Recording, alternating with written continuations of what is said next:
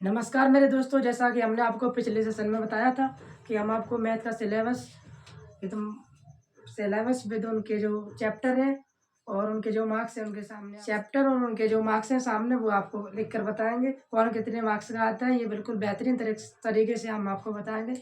चलिए तो ठीक है, हम आपको बताते हैं। मैथ का सिलेबस की हम आप बात करने जा रहे हैं, जिसमें यूनिट आपकी 7 होती है। यूनिट कितनी होती है? 7। इसमें पहली यूनिट का नाम है संख्या पद्धति, जिसको इंग्लिश में कहते हैं नंबर सिस्टम। पहली यूनिट का क्या नाम है? संख्या पद्धति, जिसको कहते हैं यूनिट सिस्टम। इसमें आपका पहला, इसमें ओनली एक ही चैप्टर है, एक वास्तविक संख्या है जिसमें कहते हैं रियल नंबर। जो आपका ये जो संख्या पद्धति नंबर सिस्टम जो चैप्टर है ये आपका 5 ही मार्क्स का आता है, जिसमें आपके एक बहुविकल्पी होगा और 2 जो है अधिलघुत्तम प्रश्न आ जाएंगे। ठीक है, तो अगली यूनिट जो आपकी है यूनिट नंबर 2, जो इसमें आपके बीजगणित आता है। बीजगणित यानी कि अलजेब्रा, ये आपकी 18 मार्क्स की आती है। 18 मार्क्स की आती है। इसमें आपके 4 चैप्टर है। इसमें पहला चैप्टर है आपका बहुपद, जिसको इंग्लिश में कहते हैं पोलिनोमियल। दूसरा चैप्टर है दो चर वाले रैखिक समीकरण, इसे पेयर ऑफ लीनियर इक्वेशन कहते हैं। तीसरा चैप्टर है आपका द्विघात समीकरण, जिसे इंग्लिश में कहते हैं क्वाड्रेटिक इक्वेशन। और जो चौथा चैप्टर है आपका समांतर श्रेणियां अर्थमेटिक प्रोग्रेशन। ये 4 चैप्टर बीजगणित में आते हैं, 18 मार्क्स से पूछे जाते हैं। इसमें फिर आपके बाद उसके बाद आती है यूनिट नंबर 3। यूनिट नंबर 3 जो है आपको निर्देशांक ज्यामिति के नाम से परिचित है, जिसको इंग्लिश में कहते हैं कोऑर्डिनेट ज्योमेट्री। ये आपकी 5 नंबर की पूछी जाती है। इसमें आपका ओनली एक ही चैप्टर है, रेखा द्विमीय। इसमें एक ही चैप्टर है, बस 2 क्वेश्चन आते हैं इसमें, बस एक अतिलघुत्तम आता है, 2 बहुविकल्पी आ जाएंगे, जो आपका 5 मार्क्स का पूछा जाएगा। उसके बाद यूनिट नंबर 4 है, ये आपकी ज्यामिति है ज्योमेट्री, ये आपकी 10 मार्क्स की आती है। ठीक, जो ज्योमेट्री है जो आपकी ये 10 मार्क्स की आती है।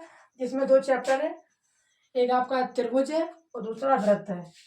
त्रिभुज से ये समझ लो इसमें 5 मार्क्स का हो जाएगा त्रिभुज, और ये वृत्त हो जाएगा 5 मार्क्स का, तो टोटल मिला के 10 मार्क्स का हो जाएगा। ठीक है, तो ज्यामिति क्लियर हो चुकी है आपकी। फिर यूनिट नंबर जो 5 है वो आपकी त्रिकोणमिति है।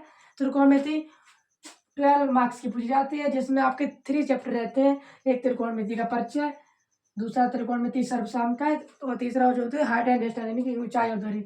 इन तीनों से ही क्वेश्चन आएंगे, जो आपका 12 मार्क्स के पूछे जाएंगे त्रिकोणमिति। और उसके बाद यूनिट नंबर 6 है क्षेत्रमिति यानी कि मेंसुरेशन, जो आपकी 10 मार्क्स की पूछी जाएगी। इसमें आपको ओनली 2 ही चैप्टर है, एक वृत्तों से संबंधित क्षेत्रफल और एक पृष्ठीय क्षेत्रफल आयतन। इन दोनों ही चैप्टर से सवाल आएंगे। एक लॉन्ग टॉप का आ जाएगा 5 मार्क्स है इसमें पृष्ठीय क्षेत्रफल और आयतन में। इनके दोनों को मिला के आपका 10 मार्क्स का क्वेश्चन पूछे जाएंगे।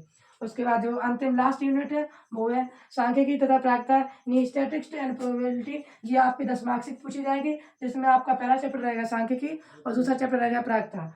इसमें आपका एक 4 नंबर का क्वेश्चन पूछा जाता है, जो लॉन्ग में रहता है। और सांख्यिकी में एक भी क्वेश्चन 4 नंबर पूछा जाता है, 2 बहुविकल्प भी आप पूछे जाएंगे। तो ये टोटल मिला के आपके 10 मार्क्स की हो जाएगी। ठीक, हमने आपको इतनी जल्दी इसलिए बताया है कि हम आपको इस वीडियो में ओनली सिलेबस बताना चाहते हैं। अगली वीडियोस में हम आपको संख्या पद्धति से स्टार्ट करेंगे।